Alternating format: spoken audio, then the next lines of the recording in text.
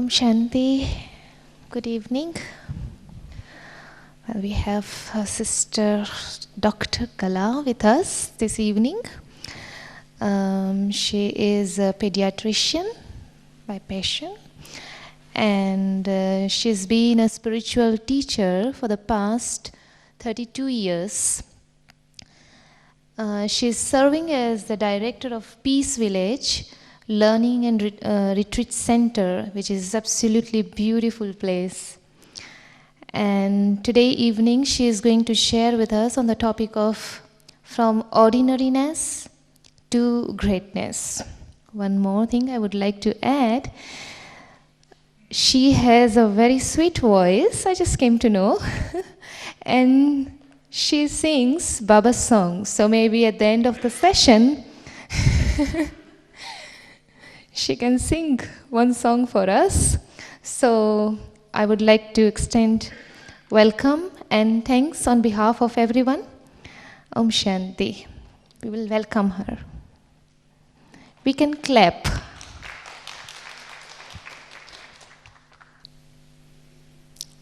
Om Shanti. Big voice, right? Om Shanti. And Om Shanti.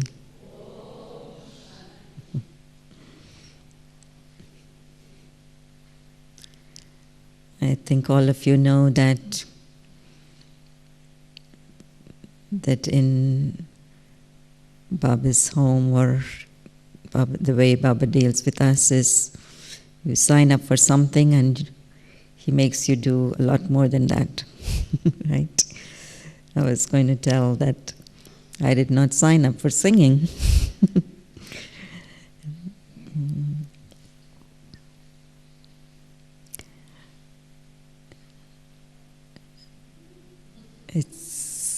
It's a very nice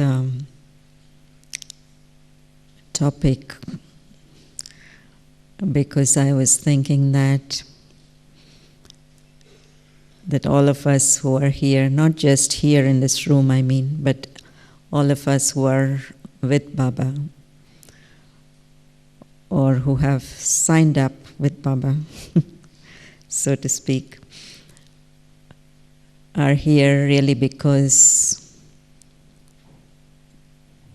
within each one, within the soul of each one, there is this seed of greatness. Right? Even though we do this program of greatness, or we did this program of greatness for everyone in the world, I think it was a public event, right? It was like a public initiative. I don't know how many of you did this program, but we had a program, Human Greatness. So of course within every human soul there is the seed of greatness, but especially within every soul that is come to belong to Baba at this time, at the confluence age. It's not just ordinary greatness, human greatness,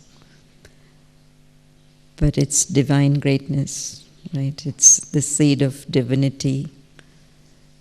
It's the seed of greatness that kind of supersedes any other kind of human greatness.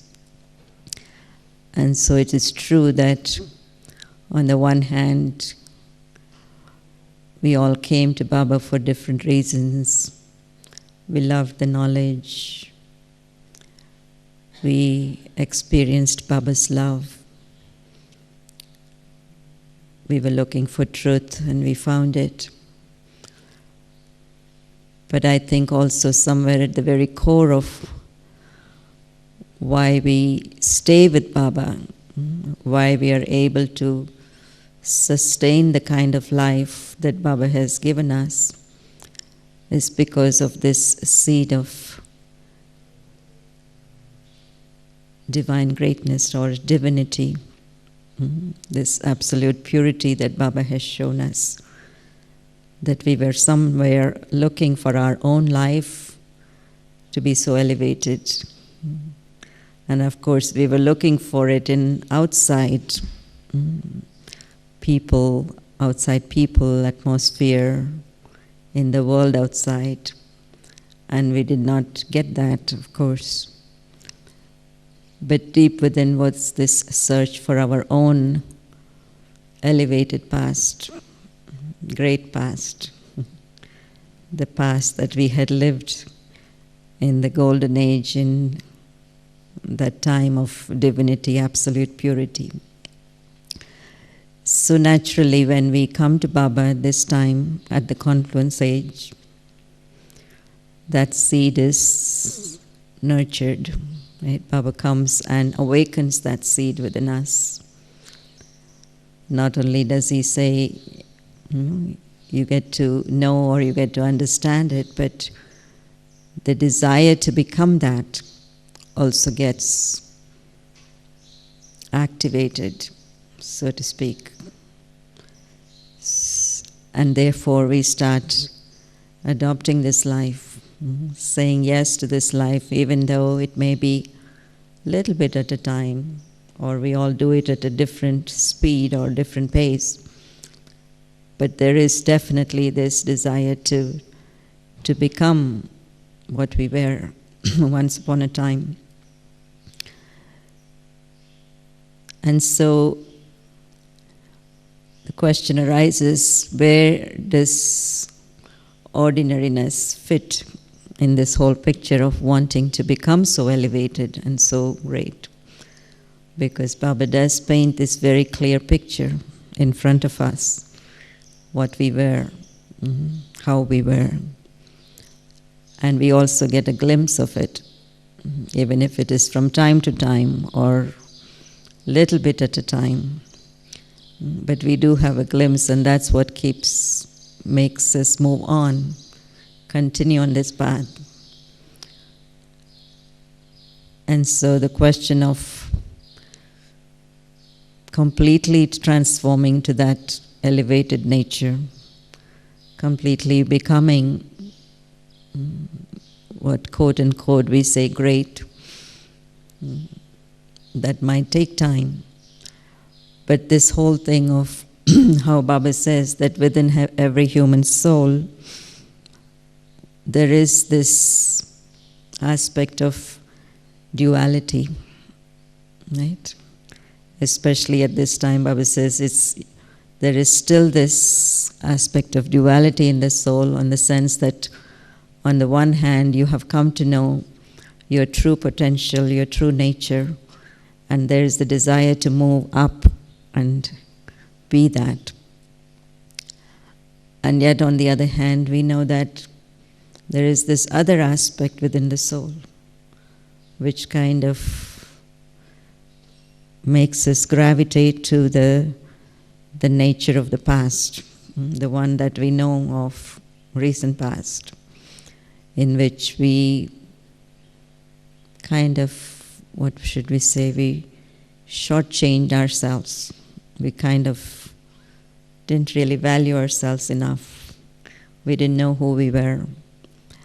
And so we were very comfortable with thinking of ourselves as, Baba calls us, as human beings. Baba often refers in the Sakar Murli as human beings versus deities or divine beings. And so you wonder, and then at other times Baba also says deities are also human beings. But when he says human beings, he usually or mostly refers to this aspect of just thinking of myself in a limited way, in a physical way. How we kind of form this little frame around us and put that human picture in there and say, this is who I am, this is the physical being that I am, this is my name, this is how I look, and this is how I can act, this is my limits, I can't go beyond the frames of this picture. So we kind of limit ourselves in terms of what we can do, what we cannot do. And that's why they have this saying, right? To err is human. right? They say to be human means to make mistake. And so we forgive ourselves, or we allow ourselves this, give ourselves this permission to not be at our best. And so now when we come to Baba, and Baba becomes our champion. What did Baba use the word today? Ustad, I don't know. It was champion, right? They translated it as the trainer. The one who trains you step by step. He holds your finger and really makes you a champion. So Baba makes us champions in our character. The championship here is not in a physical performance or achievement, but the championship here is in our spiritual performance, in our spiritual achievement, and all of that, of course, is expressed or manifested through our character. And so when he does that, then we have to kind of let go of that consciousness of being a human being, quote unquote, and really adopt this identity of spiritual being first. Of course, we cannot call ourselves absolutely pure, or His Holiness, or His Highness, or the deities, or whatever. But we definitely have to completely adopt this identity of the spiritual being, the soul that I am. And so this is why I was thinking that the most fundamental, not only knowledge or understanding, but the practice that we have to keep with ourselves all the time and to do it consistently and constantly is to be always having this kind of elevated thought. We were just talking to Dadi this afternoon, and she was sharing with us how would she describe an elevated thought, for example. This was the question. What would you call the most elevated thought? We all have heard this word so many times: elevated thoughts, elevated feelings, elevated vision, elevated attitude. But in terms of elevated thought or thinking, so Daddy, what's the most elevated thought that you think we can have? What do you think would have been an answer?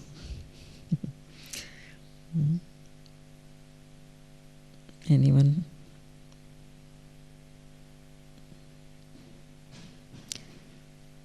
She said the most elevated thought is to have this thought: who am I and who do I belong to? The most elevated thought that we can have is: who am I and who do I belong to? Very, very simple, isn't it? And not that we have not heard it before. Not that we have not been thinking on those lines before. Ever since we came to Baba, I'm sure this is our practice in meditation, right? Whether consciously or even subconsciously, sometimes this is what comes to our mind, even in our dreams.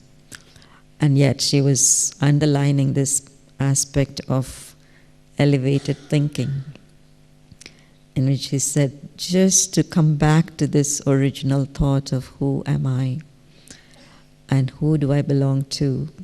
And of course you put both of them together, not one without the other.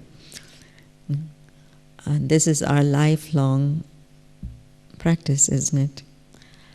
And yet this is the basis of becoming great from ordinary.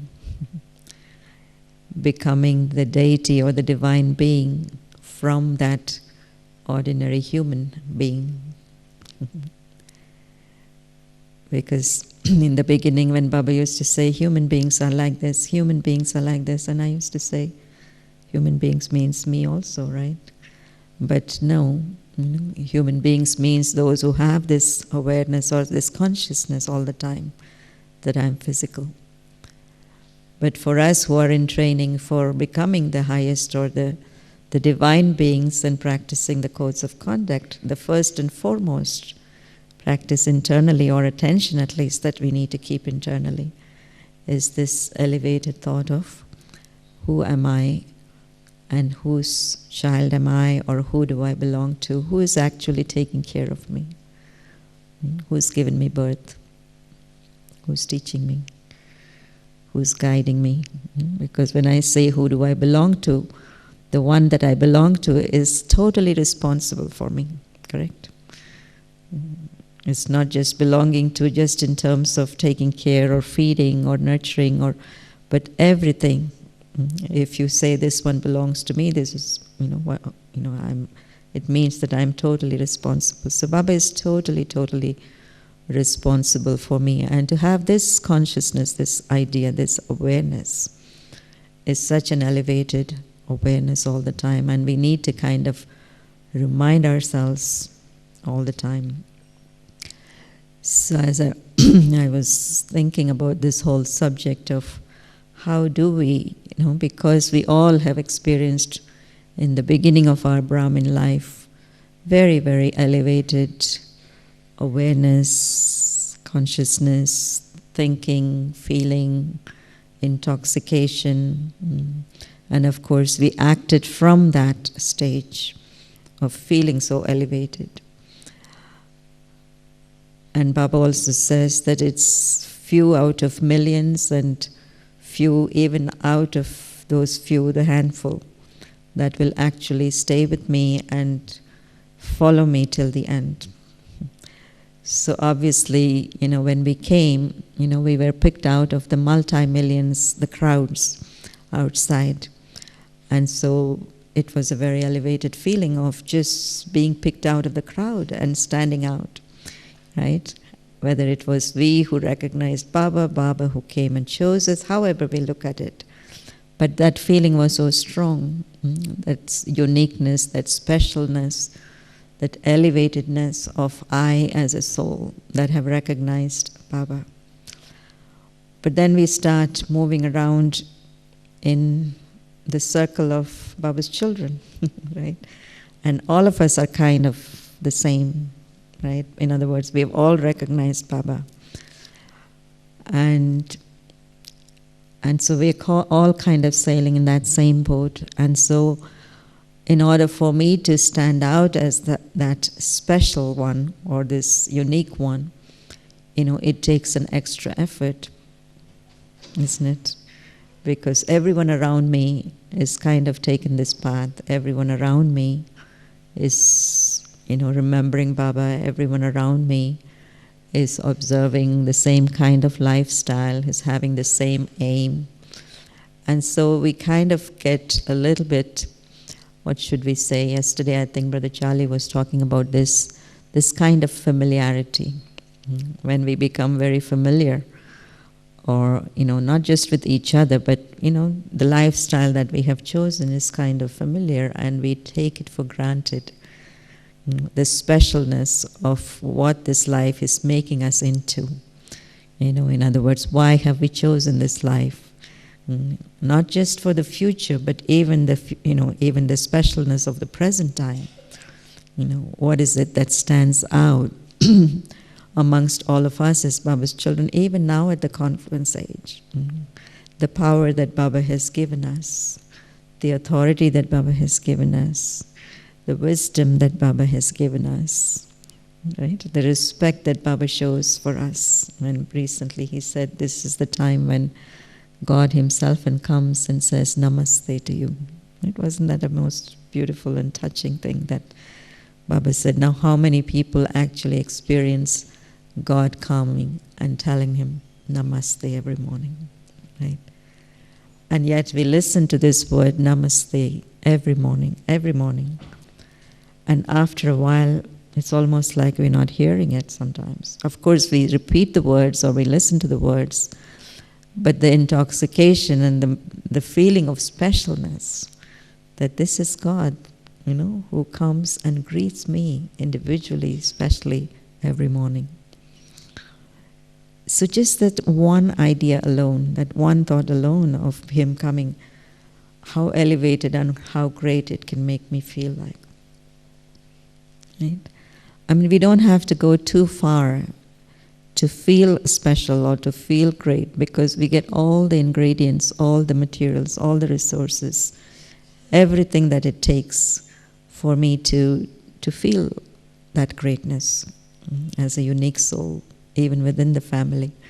All I have to do is I have to imbibe what Baba is giving very deeply and internally within the soul.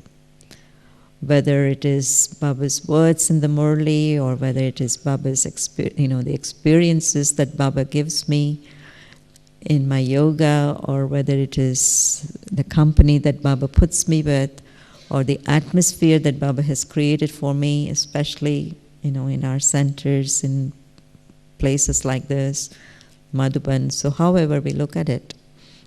So it doesn't, I don't have to make a lot of effort externally. What I have to do, of course, is to internalize everything that has been given to me already, offered to me already. And so in order for me to move from ordinariness to greatness, one of the greatest attention I have to do is to not stop at what my senses are telling me, or not just to take everything on a physical face value, but really, even if it is coming in a physical way, but to internalize and give it a spiritual value. I have to price it. Individually, myself, I have to put a price tag on it. Yesterday, Brother Charlie took a beautiful class, isn't it, on the value of Srimad. Right? And who is it that gives that value? As much as I can listen to someone else saying to me that this is the value of Srimad, but if I individually don't imbibe the Srimad and don't think about it in the way that he was so beautifully explaining it to me, it still will not hold value for me. So everything in Brahmin life is kind of given to me in a platter. Baba gives it to me. Baba's instruments give it to me. The atmosphere provides it. Everyone around me, the family, provides it. The drama provides it in many different ways. But it's I who have to actually put that price tag individually for myself. And it's based on what value I give, I believe, that I can really adopt it completely in my life, and I can rise to that level of greatness. But if I do not give that much value, I will not have the strength to adopt it completely. Right? Yes, maybe I can do it for a short time. I can do it when everything is going well. And as soon as something begins to shake or something begins to change, I will start to doubt, or I'll start to, pick other priorities in my life. And so, but if I have this, very, very high price that I have put on it, something that Baba has told me to do, for example, any aspect of Srimad, for example, then I will hold that very dear to my heart. Or sometimes Baba says, you put it on your head. In other words, it holds so much value for me that no matter what else happens, no matter how much difficulty I have to go through, I'll be able to hold on to it. So the greatness really comes from holding on to the values that we have chosen, the lifestyle that we have chosen, the thoughts that we have chosen initially. I am a soul. Who do I belong to? Again, coming back to those two same questions. Am I able to stabilize in those two questions throughout my life, in whatever I'm doing? So, how do we do that? what is it that Baba is asking us to do? Baba has given us these 4 subjects, right, in order to make things a little bit clearer and easier for us. And I was thinking, even if we were to pay attention to all the 4 subjects in a more minute way, then we would say that, what's the value that I have given to this aspect of knowledge? Right? So in terms of understanding the knowledge, the ordinariness of understanding the knowledge is, of course, to go by simply the words, right? And of course, Baba has to communicate to us through words. Baba has to come in a physical body, he has to speak the word, the language that we can understand. He has to use examples that we are familiar with. He has to use stories that we are familiar with. And of course, but then beyond all of that, Baba is actually conveying very, very deep and profound secrets, principles. And so to be able to move from that ordinary way of understanding and listening to Baba to a great way, in other words, something that will really make us great, I think we have to be able to catch Baba's feelings, Baba's intentions, Baba's intent especially of why he says certain things. So often we get caught up in the words and said, Baba said this and that's all. And then we don't really know why Baba said that. And this is why sometimes we feel, sometimes he even contradicts himself, right? Once in a while he'll say, you have to keep these songs or records, and play them. And, whenever you feel a little bit down, you have to play these songs and uplift yourself. And today I think Baba said, what's the use of these songs, right? So when he says these things, then we don't get disturbed, but we actually understand the intention behind what Baba is saying, that this is the time. Today, for example, especially, Baba wants me to move into beyond words, into actually being able to create it on my own. It's not that I have to be dependent on songs, it's not I have to be dependent on something physical, but I need to be able to create that experience on my own. So I think for me, being, at least in my own journey, what I have noticed is that in the beginning there was a lot of attention on, just the superficial aspect of what Baba is saying, but little by little, once you begin to understand Baba's personality through his words, through his knowledge, then it becomes very fascinating, because then you begin to see that really Baba wants us to be unlimited. Yes, Baba wants us to be, always joyful and always take care of our stage, but Baba also wants us to be independent, not, dependent on anything. So you begin to appreciate how vast and unlimited Baba is, and how much vast and unlimited Baba is also making us. And in every aspect I feel that, through, our ordinary consciousness can be very passive in terms of listening to Baba or understanding Baba. And for me, the greatness is in activating the intellect as we listen to Baba.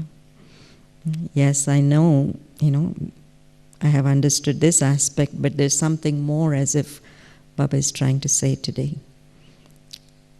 So the origin of my greatness is really coming from how I'm taking from Baba. Because who's going to make me great? Not me alone, right? My greatness has to emerge from my relationship with Baba. So whether it is knowledge, or whether it is yoga, or whether it is whatever part of my life, but Baba has to inspire that greatness. Baba has to instill that greatness in the soul. Baba has to activate that greatness. So it's the greatness of the intellect, right? So the intellect has to be in a very active stage, listening to Baba. Because, our lifestyle, our day-to-day routine, everything about Brahmin life is more or less fixed, right? So those are our parameters to work with. But within that, how do I move from being ordinary to being extraordinary? Right? Can I say, for example, this morning, I had an extraordinary experience listening to the Murli. Right? Because I'm not going to become great, doing something else beyond what I'm supposed to be doing during the day. But while I'm doing these routine things, which are actually not routine, but it's really something very deep. So in every moment, if I had to ask myself, did I have an extraordinary experience? This is how we actually expand that potential for greatness, little by little. So as I was saying, understanding of knowledge, not only the depth of knowledge, but the application of knowledge individually to my own self.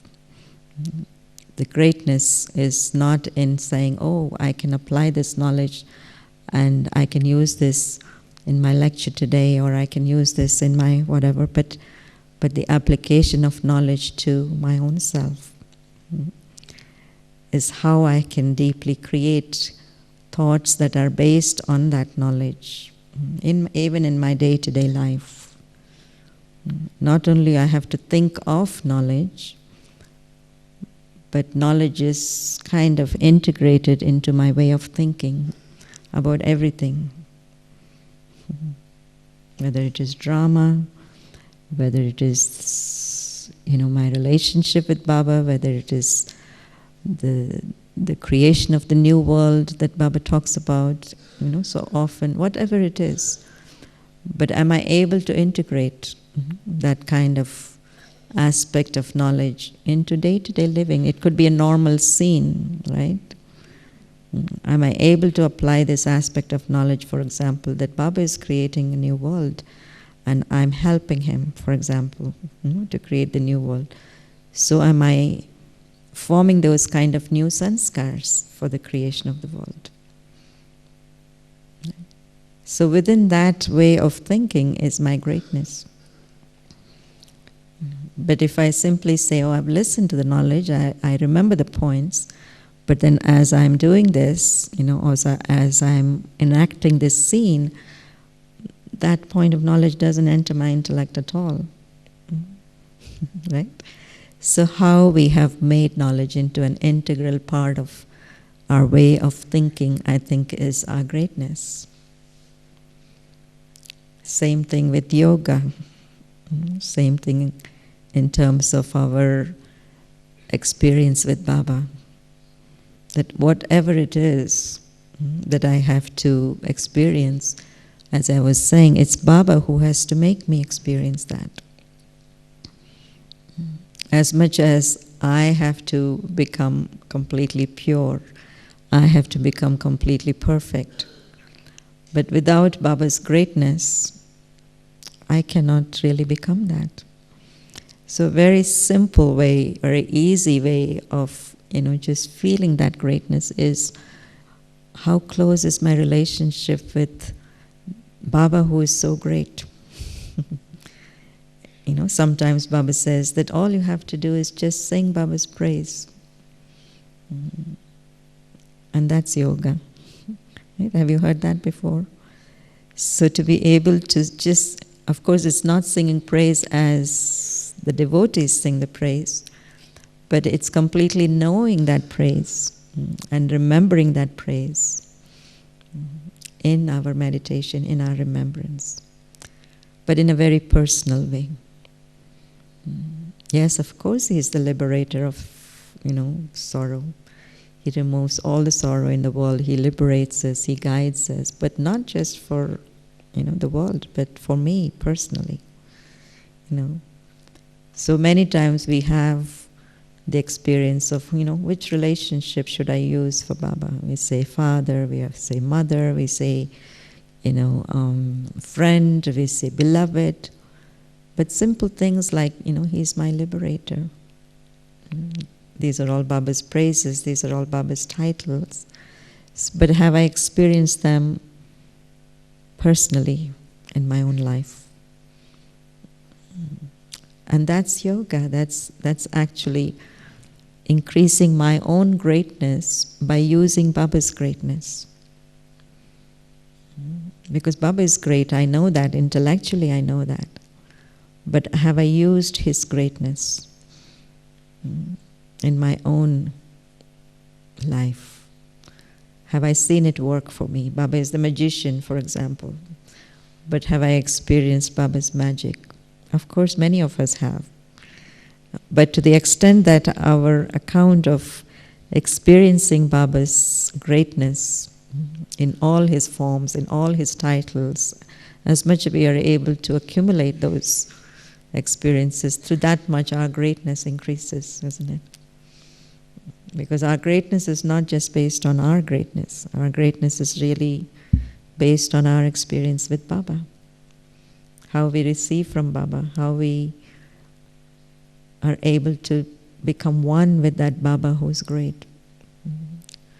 So it's almost like his greatness is transferred to I, the soul. Just like he says, my virtues are transferred to you. You absorb my virtues, you become like me. So it's the same thing with our experience in yoga, that, and this is why I think yesterday or today Adi was saying that, now there should be so much of experience of peace and power every time, even every few minutes that we sit with Baba, that the whole world feels the vibrations of that peace and power according to the time now. She was saying something very beautiful, that now it's not that I sit and I draw individually what I need from God. But it's like, the whole world is, Baba is there to give for the whole world, and I happen to be, one of those. In other words, I happen to be an instrument, I happen to be right there. But it's not that I have to just draw for my own self according to the times. So the greatness is really that we are able to experience the unlimited nature of Baba, how much he gives and for how many souls he's available. And I happen to be one of them too, right? To be able to experience that. So increasing our greatness through yoga experiences. And I think this is where we also shortchange ourselves. We become routine, whether it is traffic control or whether it is the few minutes that we sit before class, or whether it is our evening meditation, or even if it is karma yoga time or whatever. But not being, clear and succinct and defined in our aim that I really want to take from Baba completely at this time. And to recognize that he's so available and it's so easy. He wants to make it so easy for us. It's not that I have to try so hard. It's not that I have to make it difficult. But just the fact that he's so great, he's so available, and he's so right there. Right? So through yoga too. And then in our dharana, to not limit ourselves either. Of course, dharana always comes from knowledge and from yoga. We're not going to have any kind of dharana if, in other words, long-lasting dharana is only based on knowledge and yoga, but still, sometimes we can limit ourselves and say, but I have changed enough, let the other person change now. Right? Or I've tried this and this doesn't work. So for a great soul, there will be no limit to how much one changes, how much one transforms. we will never count how much I have done and how much the other person has done. And this is what Baba means by becoming complete. And Baba says, Baba wants every soul, every child to become complete. You wonder, how is it possible? Even Baba knows that every soul has the capacity, has the limitations. And still, I think it was 18 January, Murli Baba said that Baba doesn't want to leave anyone behind. Anyone behind. He wants every child to be complete. So how is that possible? It's only because he wants, till the end, that deep desire that if there is a little bit more that I can do to change myself, I must do it. And Baba wants to be there to help us to do that. He says, once you keep that aim, once you have that honest aim, I'm there for you. I will be there to bless you. It was so beautiful when Baba said that Baba has his own plan this year. And his plan is really to fill you with blessings. Isn't it? God's plan. You would think what he is doing for the world, but what he is doing is he wants to fill us with the blessings. But only if we have the determination, only if we have the honesty, only if we have the desire to continue with that transformation till the end. So even in terms of dharana, not to make it into something ordinary. Oh, I am making effort. I don't know how far I can go. Or, I'm doing it, but I don't know if I'll see, if I will be victorious. But no, Baba said, you will be victorious. So dharana with the complete and clear vision of what my transformed image will be. Not doubting myself, not questioning myself, not doing it half-heartedly. So that's even though we know that our final form will only emerge at the end, right? We know that it will take time. But I'm not giving myself permission to be ordinary or even less than ordinary at this time. So in every aspect of our life, even with our knowledge, our yoga, our dharana, and of course, definitely in the way that we are able to bring benefit to others. Not to wait for an opportunity to come in a specific way, but just to be completely present at any given moment with all the treasures that Baba has given to the soul.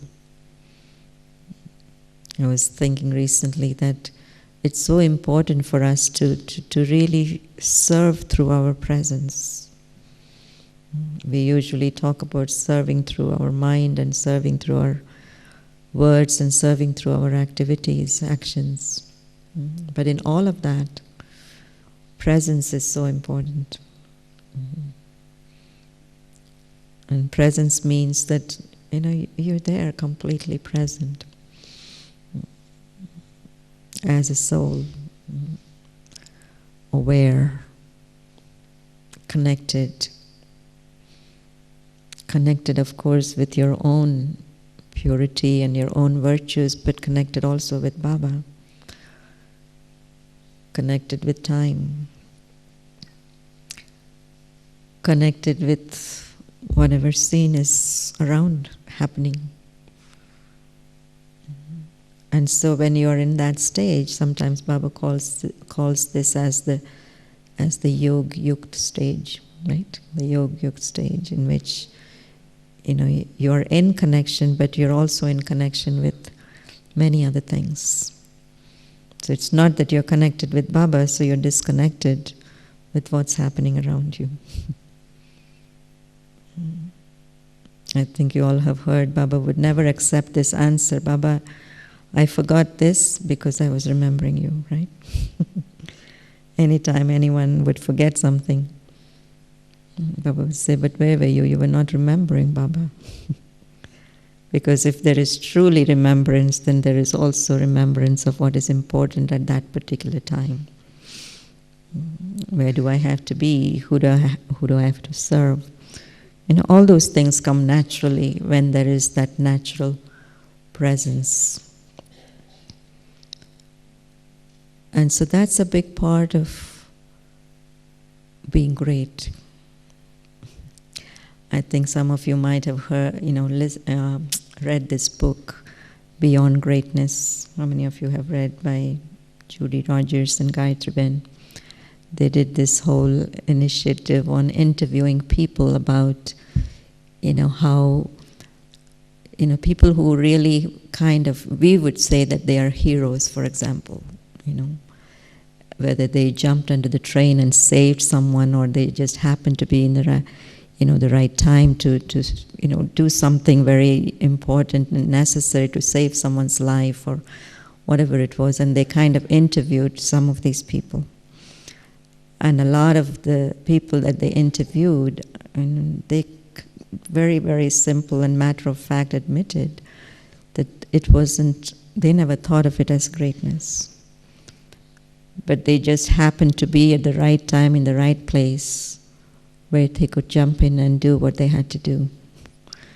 In other words, there wasn't even thoughts that went into what they did. They just did it, everything like that. This is how they described their greatness. And I feel the same way with Brahmins too.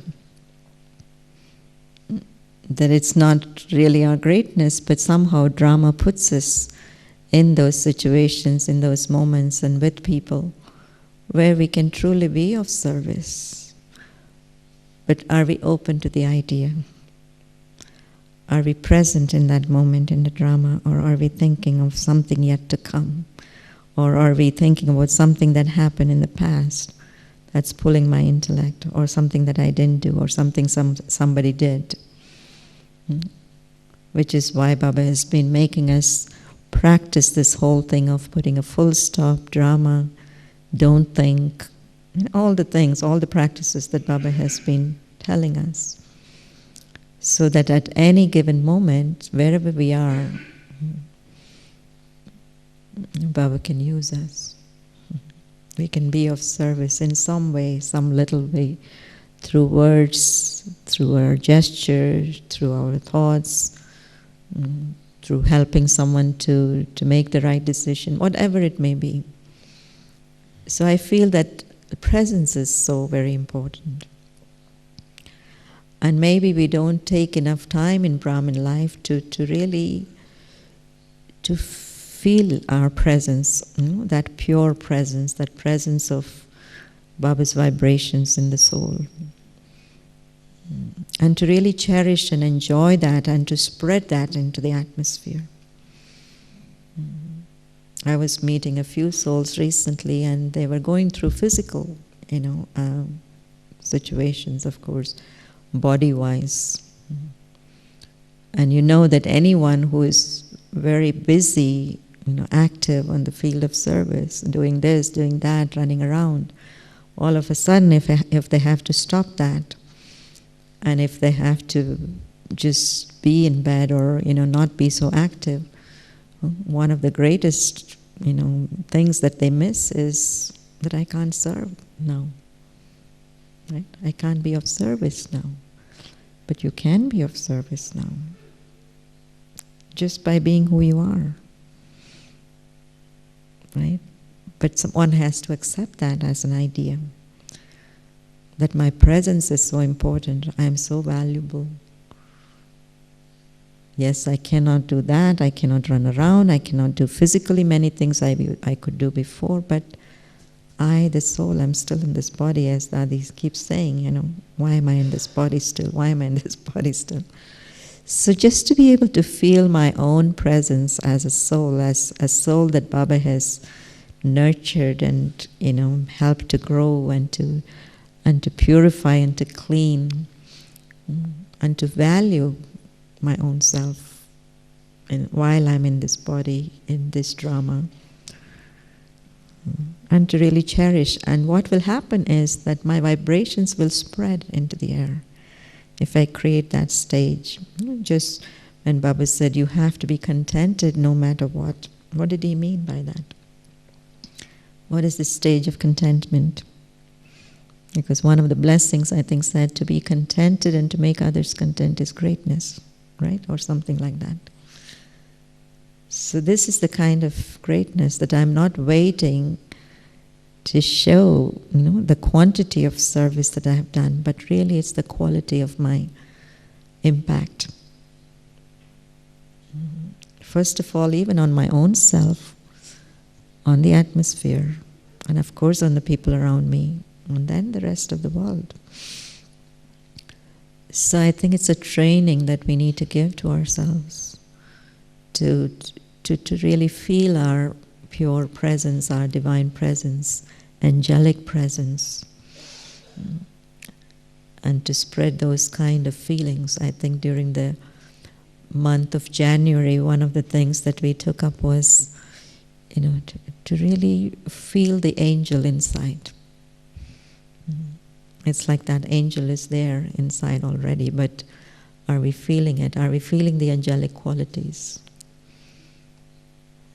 And that's a big service, and I think Baba is waiting for us all to move to that level of greatness where we can serve from that greatness too.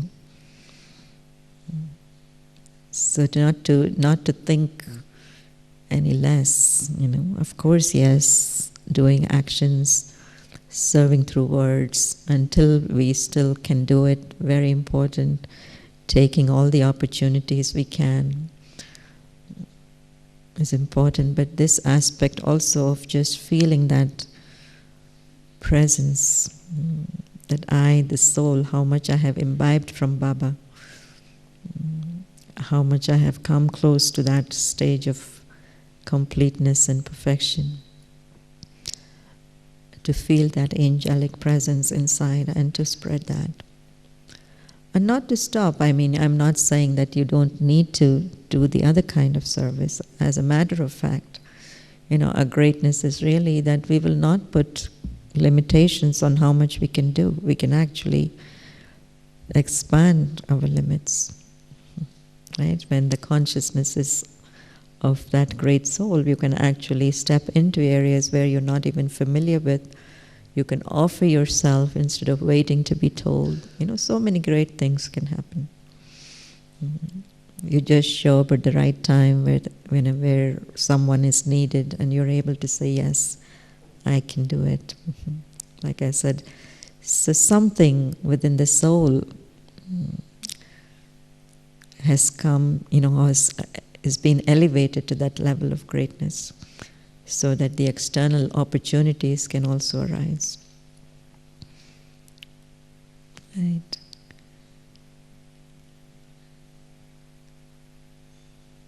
And most importantly, I think the way we think about ourselves and the way we talk about ourselves, which is why Baba always says, I don't like certain words. Which words he doesn't like?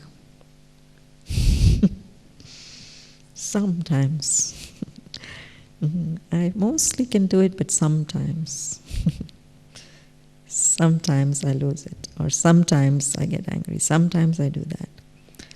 Or sometimes he says, I don't like the word but. So as great souls, there are certain words that don't exist in that dictionary of great souls, right? Have we ever heard Dadi use the word sometimes? Sometimes. Never. Sometimes gives us allowance, of those sometimes. Actually, we feel we are being very humble or honest by saying sometimes, but as soon as we say sometimes, we have to kind of pinch ourselves and say, that's a word that Baba doesn't like. for the future at least.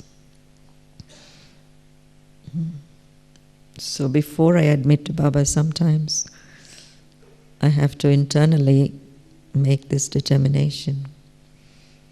Why is it happening sometimes?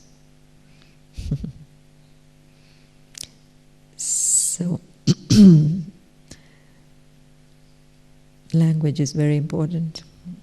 How we talk to ourselves and how we talk to each other.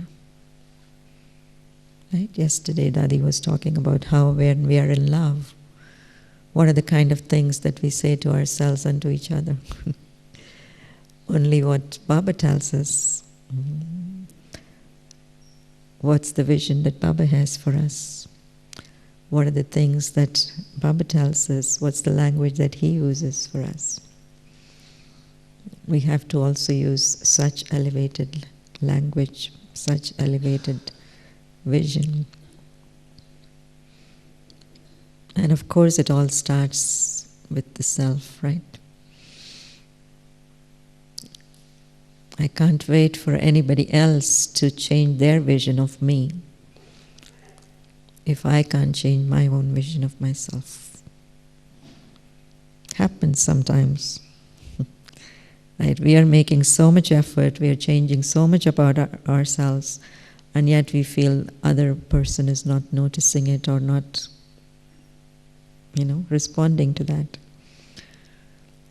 But perhaps I have to change it even more. I have to have even a more elevated vision for myself, more consistent maybe. Maybe I'm fluctuating in the way that I hold that vision for myself. So I have to make more intense the practice of keeping that elevated vision very constant.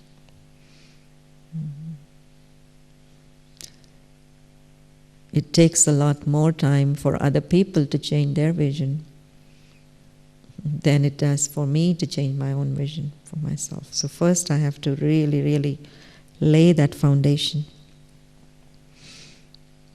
This is why we say, they had 14 years of tapasya, right, before they went out. Of course, we didn't have those 14 years of tapasya, but we still have to be careful, before we can just put point the finger to someone else and say, but this one doesn't have a good vision of me. I have to completely work on myself at all levels, in my thoughts, in my vision, in my attitude, in my actions, in my language, the kind of language I use for my own self. All of that needs to change.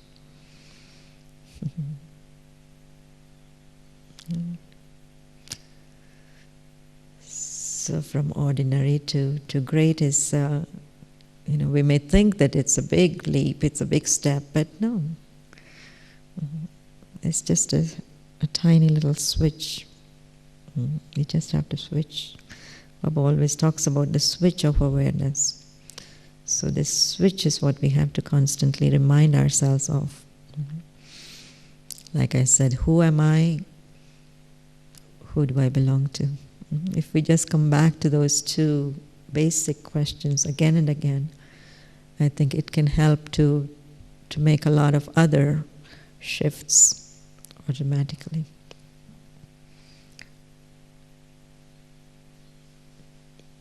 Okay. Om Shanti.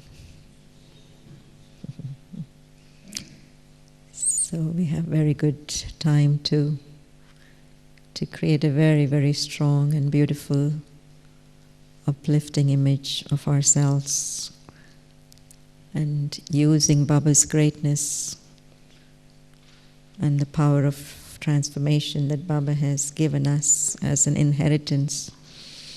Right? So we'll use the power of our own vision, Baba's greatness, and the power of transformation. Om Shanti.